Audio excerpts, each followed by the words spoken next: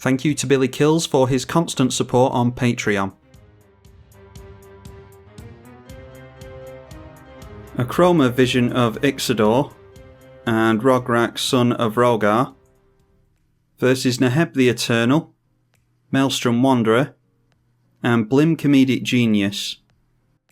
We have a one-lander and some of the most expensive cards in the deck, so we'll definitely take a free mulligan on that one.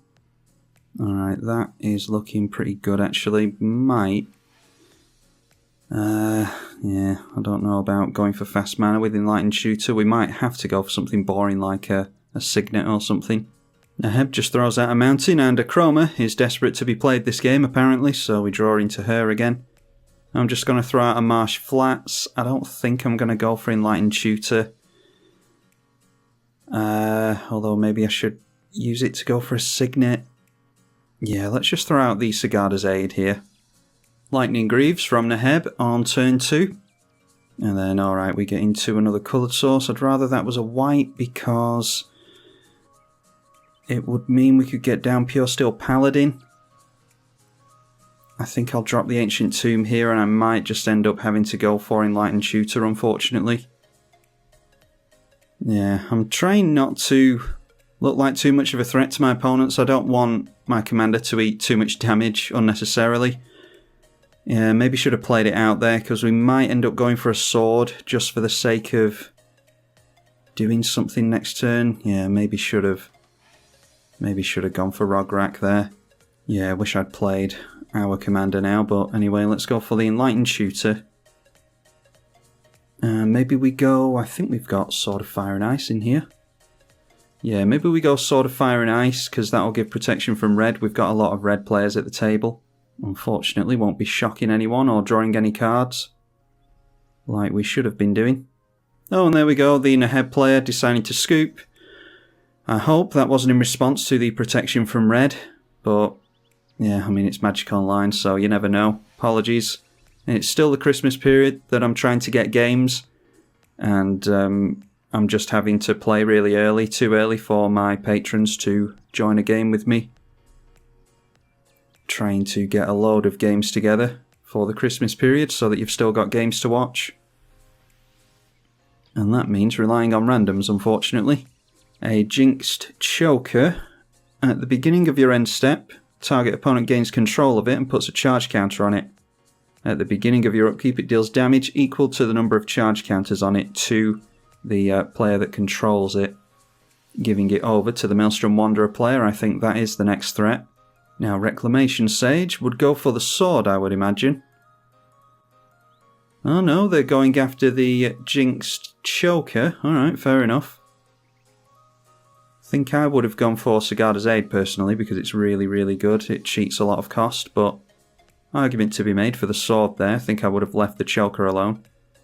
Now a Skyfire Phoenix. We've got Menace on our commander and Trample, so we're always going to get damage through to the Maelstrom Wanderer here, and we can shock the Rec Sage out of the way, just so that they've got less blockers. So we'll go in there. Shock the Reclamation Sage. And draw into Aerial Responder. Yeah, it's hurting us that we're not getting into our colours here. Let's just throw out that Phoenix. Feed the Swarm goes on to our enchantment, Sigarda's Aid. Yeah, really good new one from Zendikar Rising, is that set called? Yeah, I'm really glad to see some black enchantment removal. A Moss Diamond from the Maelstrom Wanderer player. And a Skura Tribelder. I was going to say the ramp doesn't seem to be going too well over there, but ramping twice in one turn. They'll have 2, 4, and 6 mana. Hammer of Nazan pretty much replaces the Sigarda's Aid, so yeah, might as well just get that down here. And combat damage might be relevant in this game, or commander damage even, so we'll put that onto Rograkh. Or Rograkh, what is it called? Anyway, go in at Maelstrom Wanderer. Spread the damage around, we'll go in at the Rakdos player with the Sphinx. And they don't even bother blocking over there. We'll shock the Maelstrom Wanderer player because as soon as Maelstrom Wanderer gets going, it's going to be very, very difficult to get rid of. Still no lands. Yeah, we're not doing too well here, unfortunately. 37 in the deck and plenty of ramp as well. Blim Comedic Genius coming into play. And then Sakura Tribe Elder being sacrificed at the end of the turn. One land away from their commander, hopefully it's an untapped land. They get down a Scry land in Temple of Mystery. 4 cards left in hand. And then a Portal of Sanctuary. 1 and tap, return a creature you control and each aura attached to it to its owner's hand.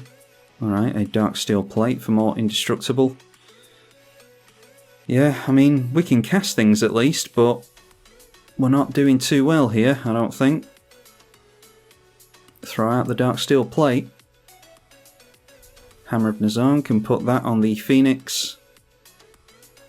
Probably should have waited for the card draw actually, now that I think about it, but let's go in. Yeah, we'll hit the Maelstrom Wanderer player. And shock the Maelstrom Wanderer player. And still no land, that is a really good one though. Gold Knight Castigator. Flying and haste, if a source would deal damage to you, it deals double the damage instead. If a source would deal damage to the Instigator, then it would deal double damage to that. The commander going in at Maelstrom Wanderer, we're getting the 4/9 towards us. It's indestructible, this Phoenix, so we might as well block. And then giving the Angel over to the Maelstrom Wanderer player. I'm not sure if they lost life and had to discard the Firelight Thicket there. I think they did have to discard Firelight Thicket. That might have kept them off their commander as well. Alright, Duplicant coming in. And that gets pointed at Rograkh. Then bouncing the Duplicant back to hand over there. Okay, Sword of Feast and Famine. Maybe we could encourage them to discard that Duplicant. Yeah, this is where the mana's really hurting us at this point. I think it has to be Sword of Fire and Ice, unfortunately. If we had one more mana, then we'd be able to go for the Feast and Famine as well. Swinging towards Maelstrom Wanderer. Knock them down to 10, and then 8 with the shock. And there we go, finally getting into another land. We want another creature, really. Why don't we go for the double striking Mirran Crusader? That'll just allow us to draw even more cards if we put a sword on it, or the Sword of Fire and Ice specifically. Anyway, Pyromancer's Swath. If an instant or sorcery you control would deal damage to a permanent or player, it deals that much +2. So it's a Torbran on an enchantment. At the beginning of each end step, discard your hand. Ugh. And they're going to give that to us, aren't they? Swinging in at us. Yep, they certainly are. Might start leaving the Maelstrom Wanderer player alone then. We have to discard a card. I don't think it really matters here. We'll get rid of Akroma. And then at the beginning of each end step, we have to discard our entire hand. And now it is an Austere command. Yeah, there's no means of haste, unfortunately. Might have to go for Austere command onto big creatures so that we can get rid of stuff like this. They have to hold this back. Surprised that they didn't go for their Duplicant there. Alright, let's go in towards the Rakdos player. Could have put the sword onto the knight, like I said, but I don't think we're going to have the mana to actually play everything that we draw into, so yeah, I'm okay just drawing the one card here. I'm not entirely against going for Austere command, to be honest. Alright, a Swords to Plowshares can go on their commander. I think the plan here is then to go for Swords to Plowshares onto this, because they're just going to keep giving us things. We'll make them play something first, so we'll do it during their turn. Let's go for our commander again.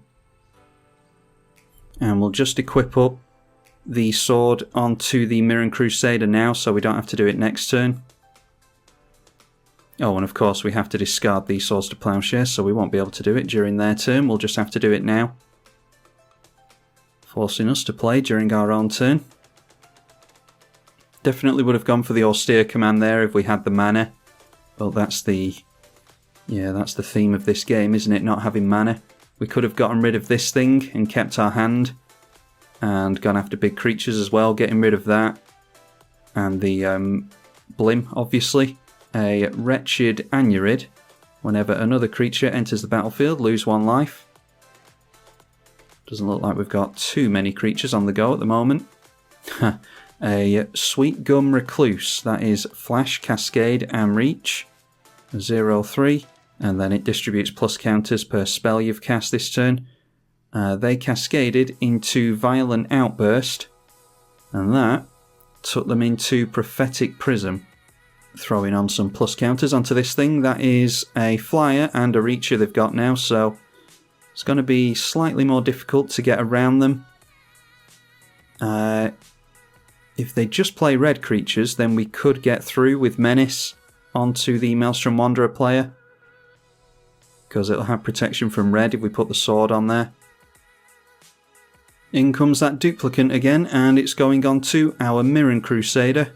They lose a life over here to the Wretched Anurid. Might have to try and get rid of the Maelstrom Wanderer player at this point, because I thought we might be able to gang up on the Rakdos player, but apparently they're both seeing me as a threat still.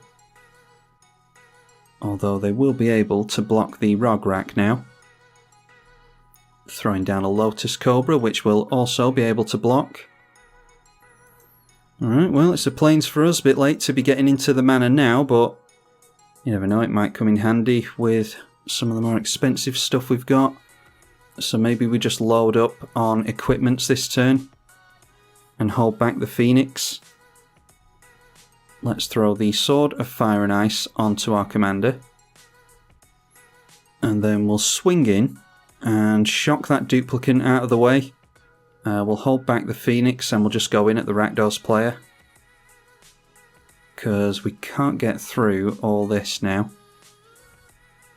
I should have gotten rid of the Maelstrom Wanderer player, by the way, but like I said, I was hoping that we could gang up on the Rakdos player together, but we're the biggest threat according to our opponents apparently, so it's still a bit of a 2-on-1. Shock the duplicant. Hopefully we'll see the back of that now. 1 card in our opponent's hand, and it's just another land for us, so let's put the hammer onto our commander and then discard our hand. Whisper Silk Cloak, don't want to see that with their commander in play. Luckily it won't be coming down this turn, I don't think. Whisper Silk Cloak going on to the Wretched Anurid, which is now a 6/6 with Shroud and it can't be blocked. Turning it in sideways, surprisingly, and yeah, looks like they're going to get rid of the Maelstrom Wanderer player for us, so that saves us an attack step. It's probably the right thing to do there. Hedge your bets in a 1v1 situation. So that gets rid of Maelstrom Wanderer. And we draw into Sky Knight Legionnaire. So I think we're just turning in sideways again. Not much point in holding back blockers when they've got unblockable in play. Hit our opponent for 4 commander, 3 from the Phoenix and 2 from the sword. And there's a land to make for the turn. So we can afford our commander at this point. I think we just go for the Sky Knight Legionnaire here. And our opponent loses a life to that black creature because they haven't been able to get rid of it. And maybe we should put the Darksteel plate onto the Sky Knight Legionnaire, just so that it's a half-decent blocker.